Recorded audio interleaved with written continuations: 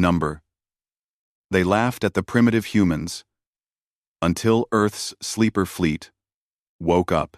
The council chamber on Velar Prime was the most beautiful place Taeyang had ever seen. The walls were made of crystal that changed colors with the light. Thousands of beings from hundreds of different worlds sat in floating seats that circled the massive room. Some had scales, some had fur, and some were just clouds of gas held together by energy fields. Taeyang stood in the center, wearing his simple black suit from Earth. He felt very small. The Velarite Chancellor spoke first. His voice came out like music from a tall, thin body that glowed with soft blue light. We have reviewed Earth's application for protected status. The Council will now discuss. On Number Sing, Taeyang had spent 6 months traveling to this place. Earth had only made contact with aliens 5 years ago, when a Velarite scout ship had found their radio signals. Since then, humanity had learned they were very far behind the rest of the galaxy. While humans were still trying to reach Mars, other species had been traveling between stars for thousands of years. A creature that looked like a giant red lizard stood up. This was the representative from the Drakon hegemony, one of the most powerful military forces in the galaxy.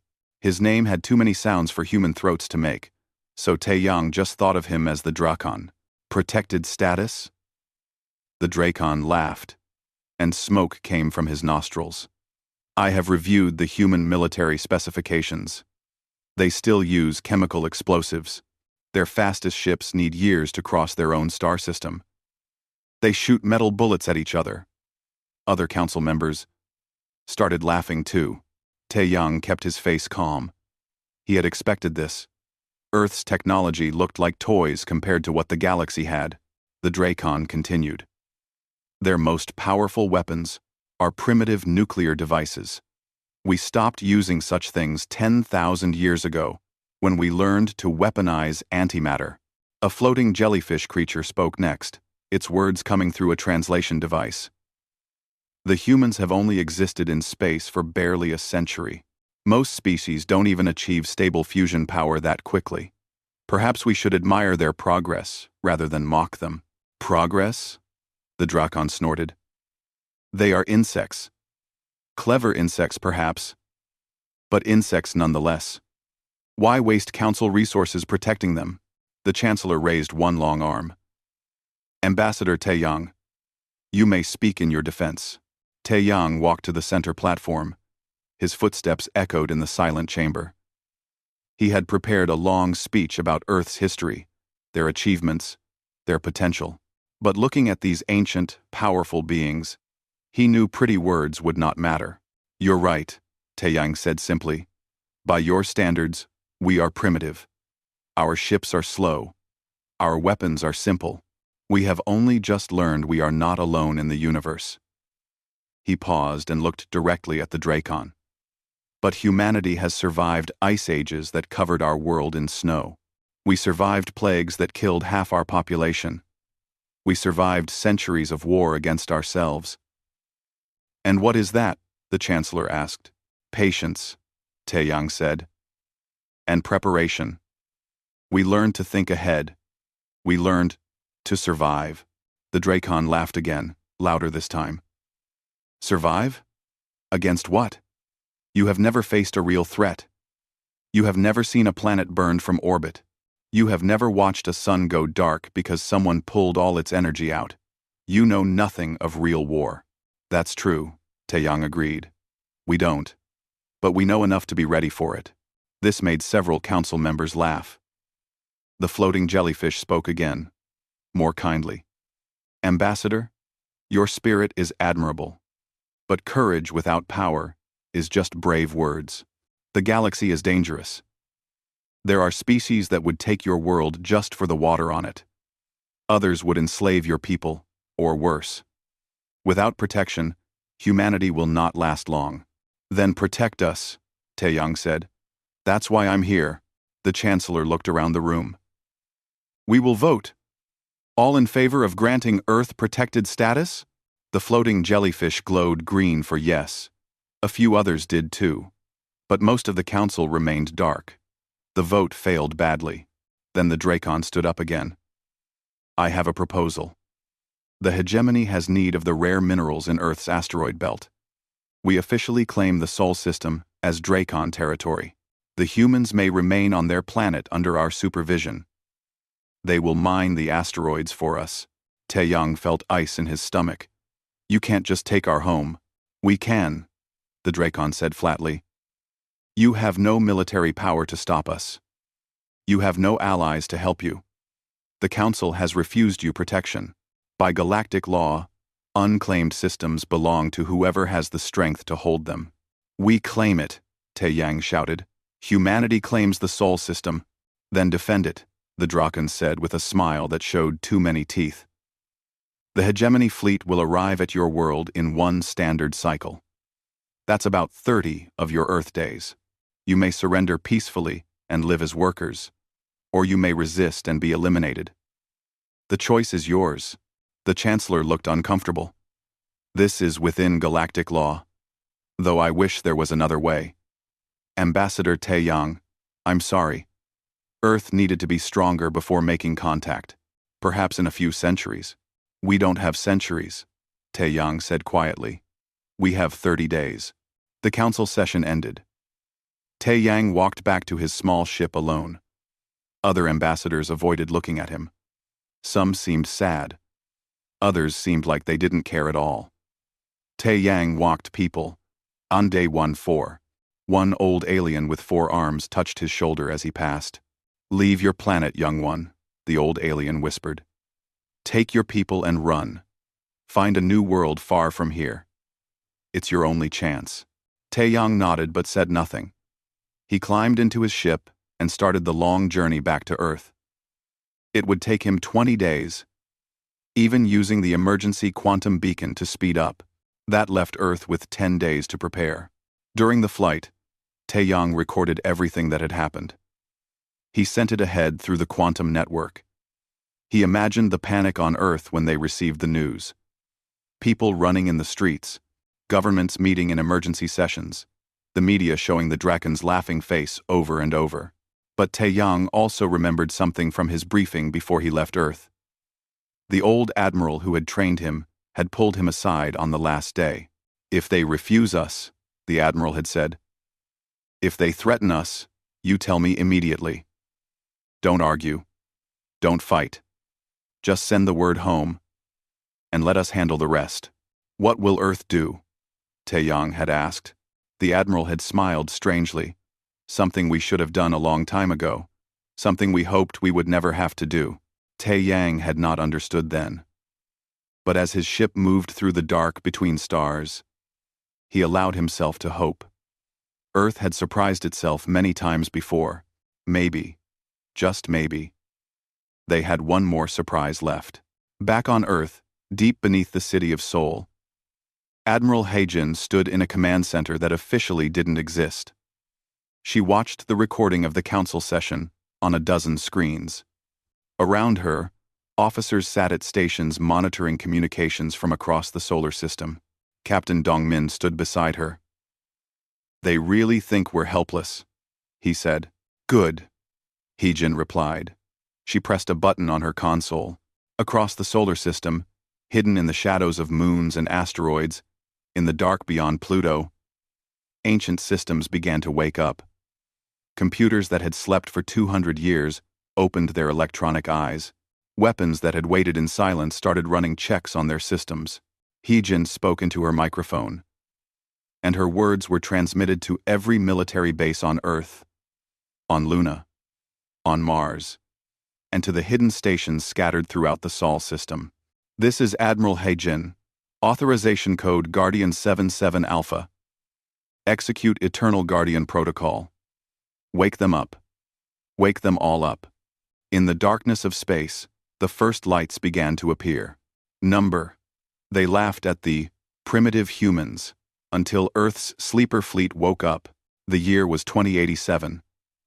And Earth was dying. Not from war yet, but everyone knew it was coming. The great powers had nuclear weapons pointed at each other. Treaties were breaking down. Small conflicts were getting bigger.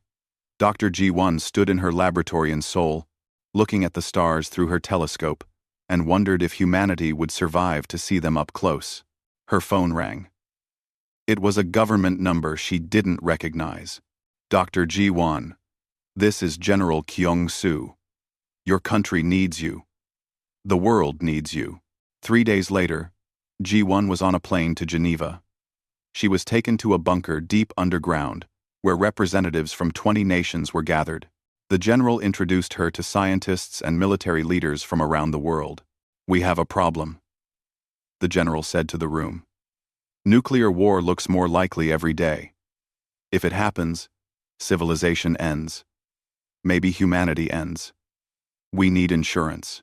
An American scientist spoke up. We've been working on a project. A way to make sure that even if Earth is destroyed, humanity survives. Not just survives, has the power to strike back at whoever destroyed us. G1 listened as they explained the plan. It sounded impossible. Build a secret fleet of warships. Hide them throughout the solar system. Give them the most advanced weapons Earth could create. And then put them to sleep, waiting for the day they might be needed. We're calling it the Sleeper Fleet, General Kyung-soo explained. If Earth is attacked, if we face extinction, these ships wake up and defend us. How many ships? G1 asked. Thousands, the general replied. Maybe tens of thousands, if we have enough time and resources. Over the next 50 years, G1 devoted her life to the project. It wasn't easy. They had to keep it secret from most of Earth's population. They had to build shipyards in hidden locations on the dark side of the moon, in the asteroid belt, even far out past Pluto. They used automated construction drones that worked silently in the darkness. The ships themselves were designed to be invisible when powered down. They used special coatings that absorbed radar and made them look like ordinary asteroids or space junk. Their power cores could stay dormant for centuries, waiting for the activation signal. But the weapons were what made G1 proud and terrified at the same time. Other scientists wanted to build energy shields and laser weapons. G1 argued for something different. Keep it simple, she told them. Energy weapons need power. Shields can fail. But a big piece of metal moving fast enough? She smiled. Nothing stops that. It's basic physics. They built kinetic kill vehicles, massive rods of tungsten and titanium, designed to accelerate to nearly the speed of light. When something moves that fast, it hits harder than a nuclear weapon. They built missiles with nuclear-powered engines that could chase a target for years if needed. They built drones that could think for themselves, repair themselves, and build more of themselves. The most important part was the AI systems. Each ship had a computer brain that could learn and adapt. These AIs were connected in a network that spanned the entire solar system. While the ships slept, the AIs watched and listened. They monitored Earth's radio signals. Later, when humanity started communicating with aliens, the AIs listened to those signals too. By 2140, the Sleeper Fleet was complete. Thousands of ships hidden throughout the Sol system. All connected, all watching, all waiting. Only a few people in each government knew the activation codes. The knowledge was passed down in secret from leader to leader. G1 was an old woman by then. She stood in the same command center beneath Seoul, where Admiral Heejin would stand 2 centuries later. General Kyung-soo, also old now, stood beside her. Do you think we'll ever need to use them? G1 asked. I hope not, the general replied. But hope is not a strategy. Being ready is. They activated the sleep mode. Across the solar system, the ships went dark. Their power cores dropped to minimum levels. Their AIs entered a state between consciousness and sleep, still watching but using almost no energy. To anyone scanning the system, they would look like ordinary space debris. Good night, G1 whispered to the sleeping fleet. I hope you sleep forever. But the fleet didn't sleep forever. It slept for 198 years. During that time, humanity grew. They colonized Mars and Luna. They built space stations and mining operations in the asteroid belt. They discovered faster ways to travel through space, though still nothing as fast as the aliens had. And then came first contact. The Velarit scout ship arrived in 2338. And suddenly Earth learned they were not alone. They learned the galaxy was huge and old and full of powerful civilizations. They learned that by galactic standards, humanity was primitive and weak. What the galaxy didn't learn was that humanity had been preparing for this moment for 2 centuries. In the present day, scientist Su Bin stood before the Earth Council in their emergency session. She had been studying the sleeper fleet her whole career, one of only a dozen people who knew it existed. Now she had to explain it to the world's leaders. The fleet has been watching and learning for 200 years, Su Bin explained, showing holographic displays of the hidden ships. While we showed aliens our civilian technology, our defensive systems were learning everything about them. The AI network has analyzed every alien ship design that's come near our system. It knows their weapons, their shields, their tactics. The president of the United Earth government looked shocked. Why wasn't I told about this? You were, Su Bin said gently. On your first day in office, you were given a classified briefing.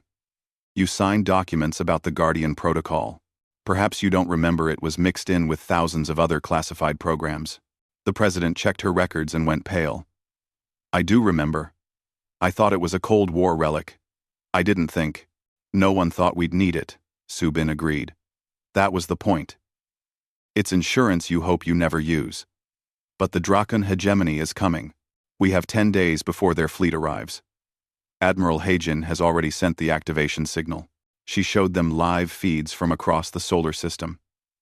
Near Saturn's rings, a dark shape that had looked like an asteroid for 2 centuries was beginning to glow. Lights appeared on its surface.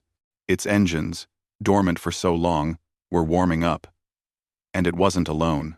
Near Jupiter's moons, dozens more ships were waking. In the asteroid belt, hundreds were powering up, even far out in the Kuiper belt, beyond Pluto. The most distant guardians were opening their eyes. How many ships are there? Someone asked. We stopped counting at 5,000, Su Bin replied. And that was 50 years ago. The self-replicating drones have been building more. Slowly, quietly. Using materials from asteroids. The AI network controls them all. A military general stood up. Why didn't these AIs build ships that match alien technology? Why are we still using old weapons? Su Bin smiled. Because old doesn't mean bad. The aliens developed shields that stop energy weapons. They developed armor that absorbs heat and radiation. But do you know what their shields don't stop? A solid piece of metal moving at 90% of light speed. Their sensors are designed to track energy signatures and heat. They're not designed to track cold, dark objects that have been sitting still for decades.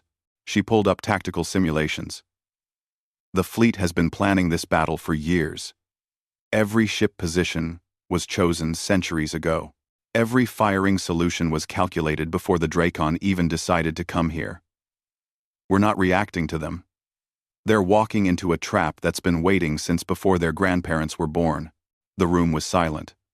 Finally, the president spoke. Can we win? We already have, Su Bin said quietly. They just don't know it yet. In space, more lights appeared. The sleeper fleet was waking up, ship by ship, system by system. Admiral Heijin watched from her command center as status reports came in. Green lights across every board. 200 years of sleep. And everything still worked perfectly. Captain Dongmin approached her. Admiral, the last ships will be fully operational in 6 days. That gives us 4 days before the Drakon arrive. More than enough time, Heijin said. She opened a channel to all the ships. This is Admiral Heijin, to all fleet units. You've been asleep a long time, but you were built for this moment. Remember your purpose. Protect Earth. Protect humanity. Show the galaxy what happens when they underestimate us. 5,000 voices answered her human crews on some ships, AI systems on others. All of them said the same thing. Ready to serve. Ready to protect. Ready to fight. The Dracon were coming. But they were flying into the most sophisticated trap in human history. And they had no idea it was waiting. They laughed at the primitive humans until Earth's sleeper fleet woke up. Commander Vrekoth of the Dracon Hegemony stood on the bridge of his flagship. The Times Fire of Conquest *. Behind his ship, 500 warships filled the space between stars. They had just completed the long jump to the Sol system, and their sensors were beginning to map the primitive human territory. Report, Vrekoth commanded. His claws clicked on the metal floor as he walked to the view screen. The third planet is Earth, Commander. Population approximately 12 billion. We detect several orbital stations and satellite networks. Their technology level is confirmed primitive chemical propulsion, basic fusion reactors, no energy shields. Vrekoth smiled, showing his sharp teeth. And their military? Minimal, sir. We count approximately 40 patrol craft in orbit around their moon. They appear to be fleeing toward the fourth planet Mars. Shall we pursue? Let them run, Vrekoth said. Send the broadcast. Give the humans their final chance to surrender. The communication officer activated the system-wide channel. Vrekoth's face would appear on every screen, every radio, every device that humans owned. He had given this speech before, to dozens of primitive worlds. Humans of Earth, Vrekoth began. I am Commander Vrekoth of the Dracon Hegemony. Your system now belongs to us. You have two choices. Surrender peacefully and work for us, and your lives will be spared. Resist, and your planet will burn. You have 3 of your hours to decide. The transmission ended. Vrekoth sat back in his command chair and waited. Usually, primitive species either surrendered immediately or fired a few useless weapons before surrendering. Either way, this would be over quickly. 3 hours passed. No response came from Earth. Perhaps they didn't receive the message? His second officer suggested. They received it, Vrekoth said. Their silence is their answer. Advance the fleet. Destroy their military assets first. Then position the planet killer above their largest cities. When they see what we can do, they'll surrender. The Dracon fleet moved forward. They passed the orbit of Neptune, then Uranus. Their sensors showed nothing but empty space and a few scattered asteroids. The human patrol craft near Mars had stopped running and were just sitting there, as if waiting. This is too easy, the tactical officer said. Where are their defenses? They have no defenses. Vrekoth laughed. That's the point. They crossed Saturn's orbit. Still nothing. Jupiter appeared on their screens, massive and beautiful. The fleet moved into formation, preparing for the final approach to Earth. That's when everything changed. The tactical officer's screen suddenly filled with red lights. Commander, I'm detecting power signatures. Multiple signatures. Hundreds. No. Thousands of them. From where? Vrekoth demanded, standing up. Everywhere, sir. They're all around us. Behind Saturn's rings, near Jupiter's moons, in the asteroid belt. They were already here. I were already here. Vrekoth stared at the screen. Ships were appearing on sensors throughout the entire system. No, not appearing. They had been there all along. They had been invisible, hidden, waiting in the dark. How is this possible? Vrekoth whispered. An alarm blared. Incoming projectiles. Massive kinetic weapons approaching at extreme velocity. Shields up, Vrekoth commanded. All ships. Defensive formation. The Dracon shields activated across the fleet, beautiful curtains of energy designed to deflect laser weapons and absorb heat. The pride of hegemony technology. Completely useless against what was coming. The first kinetic missile hit a Dracon cruiser. The solid tungsten rod was traveling at 90% of light speed. When it hit, the ship simply exploded. No fire, no dramatic explosion, just there one moment, gone the next. The energy released was equal to a nuclear weapon. "Shields aren't stopping them," the tactical officer screamed. "They're solid projectiles, not energy weapons." More impacts. Dracon ships died by the dozens. The projectiles had been fired hours ago, maybe days ago. Their trajectories calculated with perfect precision. There was no dodging, no time to maneuver. They just kept coming. "Return fire," Vrekoth ordered. "Find the human ships and destroy them." The Dracon fleet launched their antimatter torpedoes and energy beams. They were powerful weapons, capable of destroying planets. But they needed targets. The human ships were cold and dark, barely showing up on sensors, and they were moving not fast, but unpredictably, hiding behind asteroids and moons. Then the drones arrived. Thousands of small attack craft swarmed from every direction. They didn't fire energy weapons. They just rammed into Dracon ships, their small nuclear cores detonating on impact. They were too small and too many for the point defense systems to track.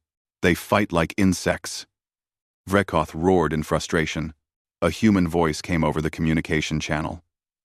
It was calm and cold.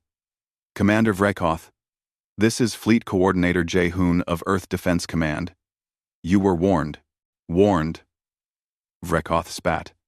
"You said your people knew patience and preparation. This is cowardice. Hiding in the dark. Attacking from ambush. Call it what you want," Jae-hoon replied. "You're still dying." More ships exploded. The Dracon fleet tried to retreat, but missiles followed them. Missiles that had been launched weeks ago were just now arriving from the outer system. Timed perfectly. Everywhere Vrekoth's fleet tried to go, death was already waiting. A Dracon battleship reported, "Commander, we've located one of the human ships, frigate class, hiding near a Saturn moon. Targeting now. 2. Destroy it," Vrekoth ordered. The battleship fired its main cannon. A beam of concentrated antimatter that could cut through a mountain. It hit the human ship dead center. The ship's armor glowed red, then white, and then the ship simply moved behind the moon, apparently damaged but still functioning. "Impossible," the gunner said. "That should have destroyed them." Over the human communication channel, a woman's voice spoke. "This is Captain Minji of the Times, Silent Hunter, *. Nice shot. Our turn." The Times, Silent Hunter Times fired a single missile. It wasn't fast compared to the kinetic weapons, only moving at a fraction of light speed. But it was smart. It dodged the battleship's point defense fire, weaving through space like it was alive.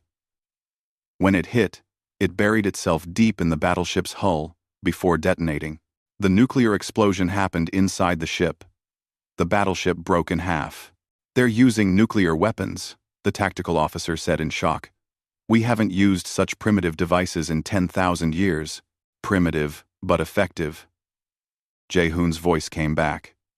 "You learn to fight with elegance and sophistication. We learn to fight in the dirt. We learn to throw rocks really, really well. And Commander, we've been throwing these particular rocks since before you decided to come here." Vrekoth looked at his fleet status. In just 30 minutes, he had lost over half his ships. The survivors were scattered, confused, taking damage from attacks they couldn't predict or stop. "The planet killer," Vrekoth said suddenly. "Activate the dreadnought. If we're going to lose anyway, we'll take their world with us." The massive planet killer dreadnought moved forward. It was 10 kilometers long, carrying a weapon that could shatter a planet's crust. It powered up its main gun, targeting Earth. For a moment, Vrekoth thought they might still win. The weapon would fire in 60 seconds. Even if the fleet was destroyed, Earth would die too. Then a new alarm sounded. "Commander, detecting massive projectile inbound. It's enormous. On the screen, Vrekoth saw it. A single piece of metal, shaped like a spear, the size of a skyscraper. It had been fired from somewhere beyond Pluto, weeks ago. Its trajectory was perfect. Its timing was perfect. There was no time to dodge. The tungsten spear hit the planet-killer dreadnought at 95% of light speed. The ship didn't explode. It was simply erased from existence, along with everything within a kilometer of the impact point. The shockwave crippled 3 nearby ships. "Retreat!" Vrekoth finally ordered. "All ships, retreat to the jump point. We're leaving." The surviving Dracon vessels turned and ran. Behind them, human missiles followed patiently. These missiles had fuel enough to chase their targets for months if needed. Some Dracon ships would make it home. Most wouldn't. Vrekoth's flagship was one of the lucky ones. As they jumped away from the Sol system, he looked back at Earth on his screen. The planet looked peaceful and blue, exactly as it had when they arrived. But now, Vrekoth understood the truth. Earth wasn't undefended. It was the most heavily defended system he had ever seen. The humans had just been very, very good at hiding it. In Earth Command, Admiral He Jin watched the Dracon fleet retreat. Captain Dongmin stood beside her, both of them exhausted, but relieved. "Casualty report?" He Jin asked. "We lost 37 ships," Dongmin replied. "Another 100 damaged, but the sleeper fleet is mostly intact. The Dracon lost 350 ships." He Jin nodded slowly. 37 crews who would never go home. 37 ships that had waited 200 years, only to die in their first battle. She would remember every name. "Send a message to all human colonies," she said. "The Dracon have been repelled. Earth is secure. The sleeper fleet has done its job." Around Earth, the surviving ships began to power down again. Their work wasn't finished. The missiles still chasing the Dracon would hunt for months. But the immediate threat was over. The galaxy had learned an important lesson. Humanity might be primitive. They might use old technology and simple weapons. But they had something most other species had forgotten over their long, peaceful histories. They knew how to fight. Number. They laughed at the primitive humans until Earth's sleeper fleet woke up. The emergency session of the Galactic Council began 3 days after the Dracon defeat. Taeyang stood in the same chamber where he had been mocked just 40 days earlier. But this time, the atmosphere was completely different. The council members weren't laughing. Many of them looked afraid. The Velarite Chancellor spoke first, his glowing blue form dimmer than usual. "Ambassador Taeyang, the council demands an explanation. How did humanity hide such a massive military fleet? You were required to report all significant military assets when you applied for council membership." Taeyang kept his voice calm and respectful. "We reported our civilian technology, as requested. We showed you our cargo ships, our passenger vessels, our research stations. No one asked about our military capabilities. We saw no reason to volunteer that information." The chamber erupted in angry voices. A crystalline being from the Virillion system spoke loudly. "This is deception. You deliberately hid the truth." "We told no lies," Taeyang replied. "You assumed we were weak because our civilian technology is behind yours. That was your mistake, not ours." The floating jellyfish creature who had been kind to Taeyang before spoke thoughtfully. "The ambassador is correct. We never asked about defensive systems. We saw their commercial ships and assumed that represented their full capability." A new voice entered the discussion. It was a representative from the Kryn Union, a species known for their intelligence gathering. "We have analyzed the battle data. The human fleet used technology that is 2 centuries old by their own timeline. They built it during what they call their Cold War. How is this possible? Most species don't develop space combat capability until after they achieve FTL travel." Taeyang gestured for permission to explain. The Chancellor nodded. My people almost destroyed ourselves, Taeyang said simply. 200 years ago, we came close to nuclear war. We developed weapons that could end our civilization. So we made a decision. We would prepare for the worst while hoping for the best. We built the Sleeper Fleet as insurance, a guarantee that even if Earth was destroyed, humanity would survive and be able to strike back. He pulled up holographic displays showing the hidden shipyards, the sleeping ships, the patient AI systems. While you species developed faster than light travel and energy weapons, we perfected something else. We perfected the art of waiting, of hiding, of planning decades and centuries ahead. Another council member spoke, a reptilian creature from the Solith Confederacy. You said your weapons are primitive, but they destroyed the Dracon fleet easily. Intelligence analyst So Hyun appeared on the holographic display beside Taeyang. She had been monitoring the session from Earth.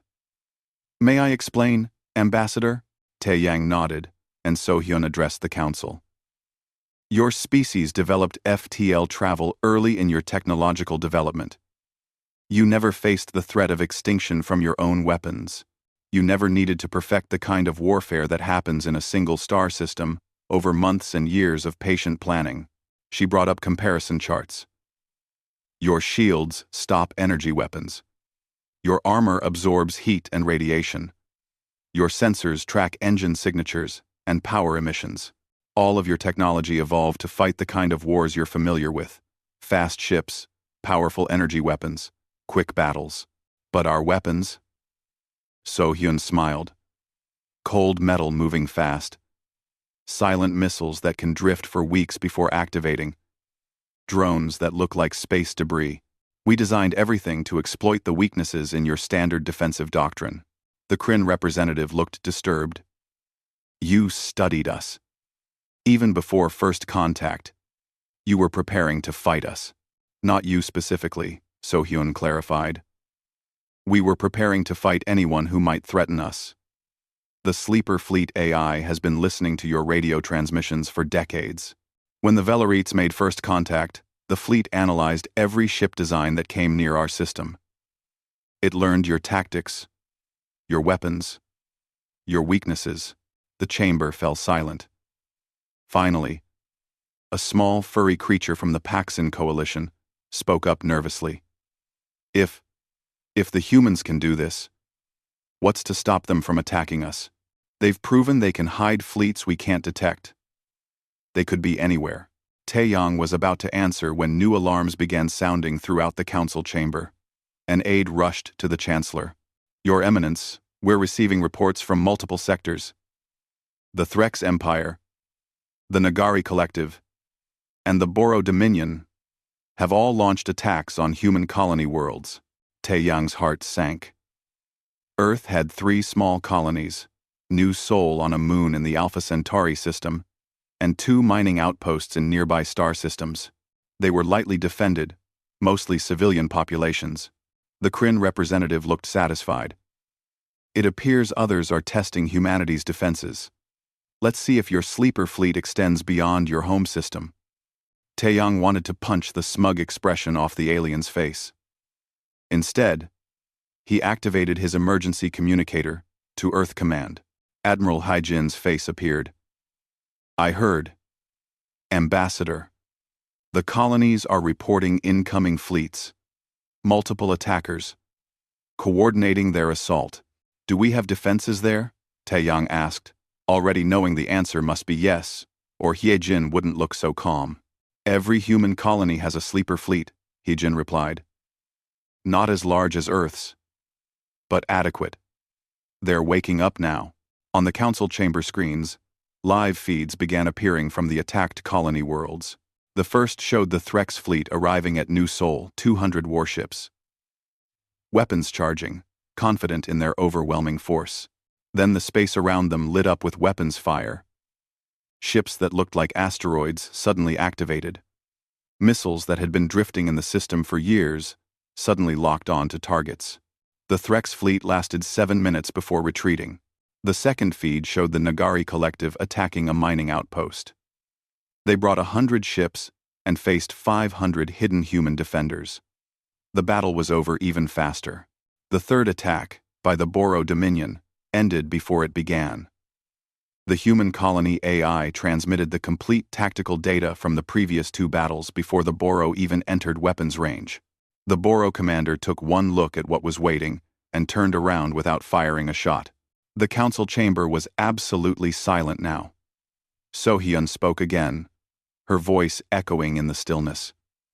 Every human colony is protected.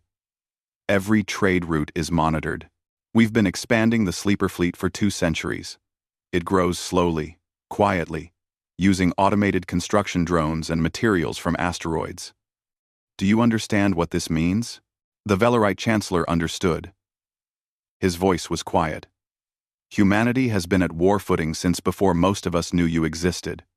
Your entire civilization is built around the assumption that someone, somewhere, will eventually try to destroy you. Yes, Taeyang confirmed. We call it the survivor's mindset. It's what happens when a species comes within hours of ending itself and decides, never again. I am S-un-M. Admiral Sung-ho appeared on the screen beside Hee-jin. He commanded the Martian defense grid. The difference between us and you, Sung-ho said to the council, is that you fight wars that last years. We planned for wars that last centuries. Every missile we fired at the Draken was aimed before their grandparents were born. Every ship position was calculated decades ago. We don't react to threats. We prepare for them before they even exist. A new figure appeared on the screen, an older woman with gray hair and kind eyes. This was President Yoo-jin, leader of the United Earth government. She spoke directly to the council. We didn't want this fight. We came to you for protection, for friendship, for a chance to join the galactic community peacefully. You refused us. Others tried to conquer us. So now you know the truth about humanity. The president's expression hardened. We are not the strongest species. We are not the most advanced. But we are the most stubborn. We survive. And anyone who tries to destroy us will learn the same lesson the Dracon learned: humanity does not go quietly into the dark. The Velarite Chancellor looked around the chamber. The Council recognizes that humanity has proven its ability to defend itself. The question now is what happens next. Ambassador Taeyang, does Earth seek revenge against those who attacked you? Taeyang thought carefully before answering. We seek security. We seek recognition that our space is our own. We seek assurance that no one will try this again. And if we offer you a seat on the Security Council? The Chancellor asked. Full membership, full voting rights, full protection under galactic law? Taeyang looked at President Yoo-jin on the screen. She shook her head slightly. We decline, Taeyang said. We don't need your permission to exist. We never did. What we need is for the galaxy to understand that humanity is no longer a target. He looked around at the assembled species. But we're not your enemies either. We'll trade with you, talk with you, work with you. We just won't be victims anymore. The council session ended without a vote. As Taeyang left the chamber, the old four-armed alien who had advised him to run approached again. You surprised us all, human, the alien said. I've been on this council for 300 years. I've never seen anything like what your people did. We surprised ourselves too, Taeyang admitted. The alien touched his shoulder again with one of its 4 hands. Your people think differently than we do. You plan for disasters we can't imagine. It's frightening and impressive at the same time. It's just survival, Taeyang said. We learned it the hard way. Back on Earth, in the command center beneath Seoul, Admiral Hee-jin watched as the last of the attacking fleets retreated. Captain Dong-min handed her a casualty report. We lost 43 more ships across all battles. Total losses, 80 ships and their crews. Hee-jin closed her eyes briefly, honoring the dead. 80 ships that had waited centuries to defend humanity, now gone forever. But Earth remained. The colonies remained. Humanity remained. Stand down to alert status, she ordered. But keep the fleet awake. I don't think we'll need to hide anymore. Stand down to alert. Number they laughed at the primitive humans until Earth's sleeper fleet woke up. 6 months had passed since the Drakon attack. The galaxy was still talking about what happened. Some species called it the Sol System Surprise. Others called it the Great Humbling. The Drakon just called it a disaster and refused to discuss it. In that time, humanity had captured 17 enemy capital ships intact. Some had been disabled by precise strikes that destroyed their engines but left the rest of the ship functioning. Others had surrendered when they realized they couldn't escape the patient missiles hunting them. Now, those ships were in Earth orbit, being studied by scientists from around the human sphere. Engineer Bora walked through the Drakon flagship that Vrekoth had abandoned.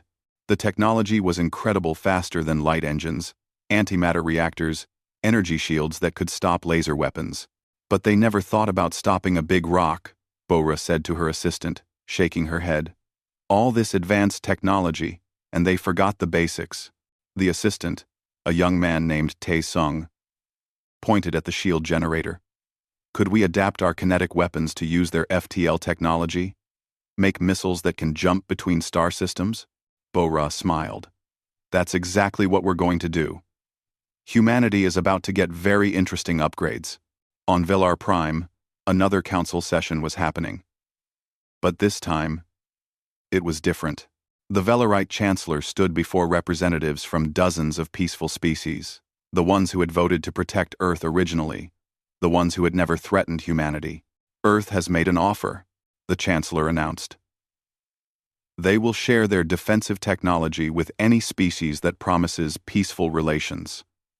They call it the Stone Age Defense Initiative. A murmur went through the assembled aliens. The crystalline being from Virillion spoke up. Why would they share such valuable knowledge? Taeyang, present for the announcement, answered. Because defensive technology makes everyone safer. We don't gain anything from you being vulnerable to attack. Strong neighbors make for peaceful borders. Over the next months, human engineers traveled to dozens of worlds. Bora led many of these delegations. She taught alien scientists how to hide ships using passive stealth, how to build kinetic weapons that shields couldn't stop, how to lay traps that waited for years before springing. The key is patience, Bora explained to a group of Velarite engineers. Your species thinks in terms of immediate threats and immediate responses. We think in terms of threats that might come in 50 years. By the time an enemy arrives, we've already been preparing for them for decades. A Velarite asked, but how do you know what to prepare for? We don't, Bora admitted. So we prepare for everything. We assume the worst and hope for the best. It's how we survived our own worst impulses. Not everyone was happy about humanity's new position in the galaxy. The aggressive species that had attacked human colonies found themselves isolated. Other species stopped trading with them. When the Threx Empire tried to raid a weaker species, they found that species now had hidden defenses, courtesy of Earth's engineers. The Drakon hegemony suffered the most. Their military reputation was destroyed. Dozens of species they had bullied or conquered in the past rose up in rebellion. The hegemony fleet, reduced by 2/3, couldn't respond to all the uprisings. Commander Vrekoth, who had survived the retreat from Sol, was demoted and stripped of command. In his last report to the Hegemony Council, he wrote, "Humanity fights like no species I have ever encountered. They are patient, cruel, and impossibly thorough. They think like prey animals that evolved into predators. Never underestimate them again." Meanwhile, on Earth, President Yu Jin addressed the United Earth Government in Geneva. "We have been invited again to join the Galactic Council," she announced. This time, with full Security Council membership. This time, with respect. The Chamber of Representatives from all Earth's nations murmured with interest. Eugen continued, "But I recommend we decline again, not out of pride, but out of practicality. We become subject to their laws and their bureaucracy. Right now, we are independent. We can act as we choose. We can protect our interests without asking permission. The vote was close, but Earth declined the council seat. Instead, they proposed something different: an independent alliance of defensive species, nations that would share technology, coordinate defense, and protect each other without the complex politics of the Galactic Council.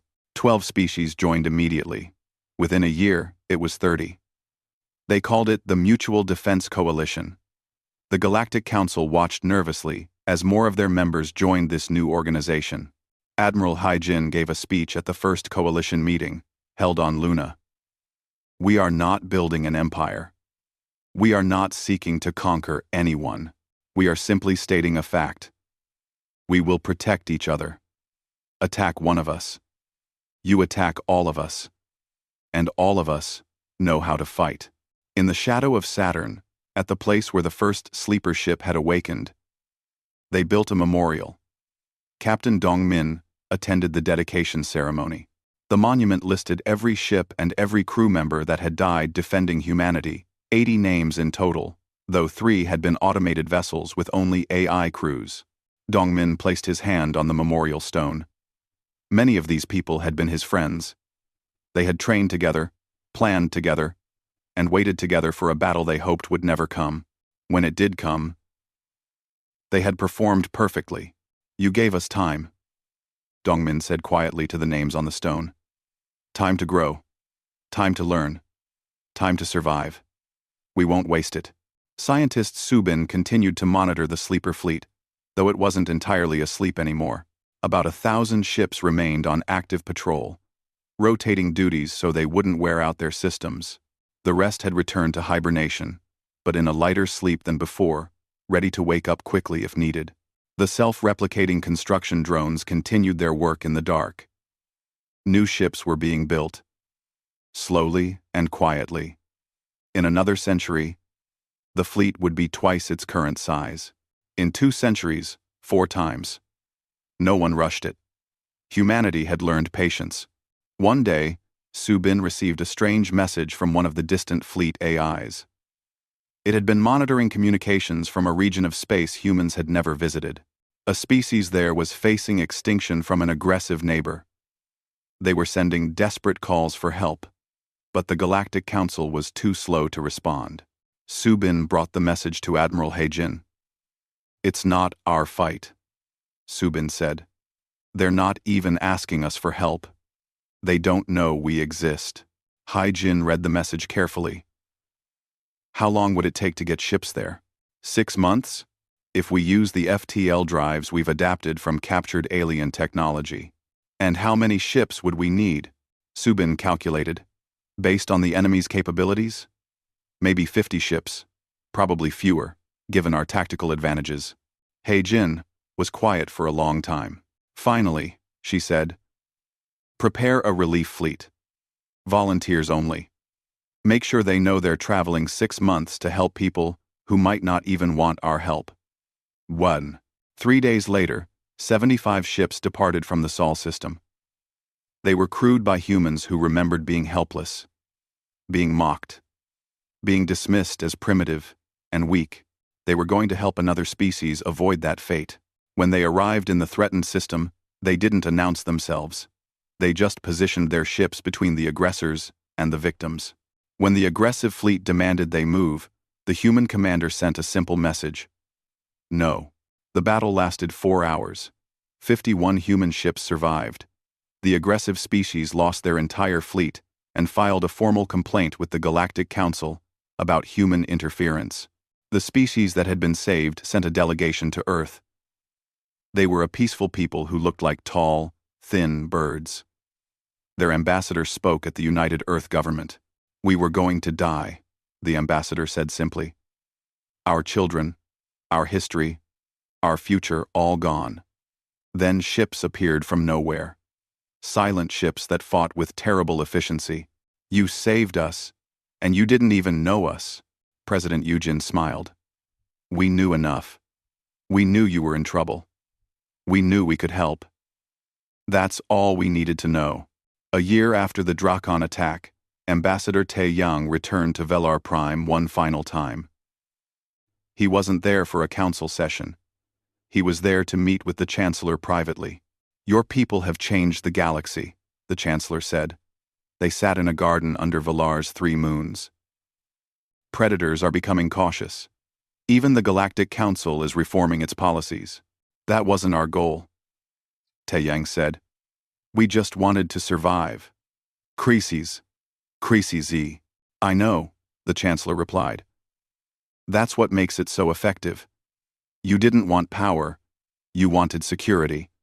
But by achieving security, you became powerful." Taeyang looked up at the stars. "Do you know what humans used to say? Before we knew aliens existed, we have a phrase: speak softly and carry a big stick. It means be peaceful and polite, but make sure you can defend yourself if needed. Your people mastered that philosophy," the Chancellor said. "We had to," Taeyang replied. "We almost destroyed ourselves learning it. But we did learn." The Chancellor was quiet for a moment.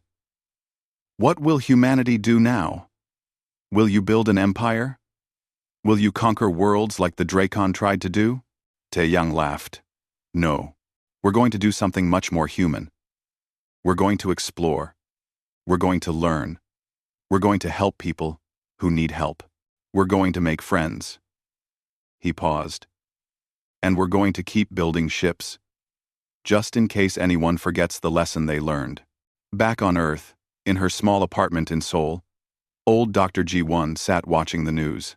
She was 312 years old, kept alive by medical technology that hadn't existed when she first designed the sleeper fleet. She had lived to see her creation used, to see it work exactly as planned. A reporter on the screen was interviewing Admiral He-jin about the future of Earth's military. "Are you concerned that other species might copy your tactics?" the reporter asked. He-jin smiled. "I hope they do. I hope every peaceful species in the galaxy learns to defend itself. I hope the era of strong species, bullying weak species, is over. That's what the sleeper fleet was always for, not to conquer, but to protect." Ji-won turned off the television. She walked to her window and looked up at the night sky. Somewhere up there, hidden in the dark, her ships were still waiting, most of them asleep, some awake, all of them patient. "Sleep well," she whispered to them, just as she had centuries ago. "You've earned it." In orbit around Jupiter, on a research vessel monitoring the sleeper fleet, scientist Subin checked the status of the hibernating ships one last time before her shift ended. All systems green, all ships ready, all AIs patiently watching. She opened a communication channel to the fleet AI network. "Status report?" 5,000 voices answered as one. "Good," Subin said. "Keep waiting. I hope you never have to wake up again." "We hope so too," the AIs replied. "But we are ready if needed." Subin smiled and closed the channel. She looked out at the darkness of space, at the hidden ships sleeping among the asteroids and moons, and she felt safe. The galaxy had learned its lesson. Humanity was not primitive. Humanity was not weak. Humanity was just very, very good at surviving. And in the cold dark between the stars, the sleeper fleet waited, patient and silent, ready to wake the moment Earth called. But Earth didn't call. Not that day. Not that year. The ships slept on, a promise and a warning written in steel and tungsten. Humanity survives. Always.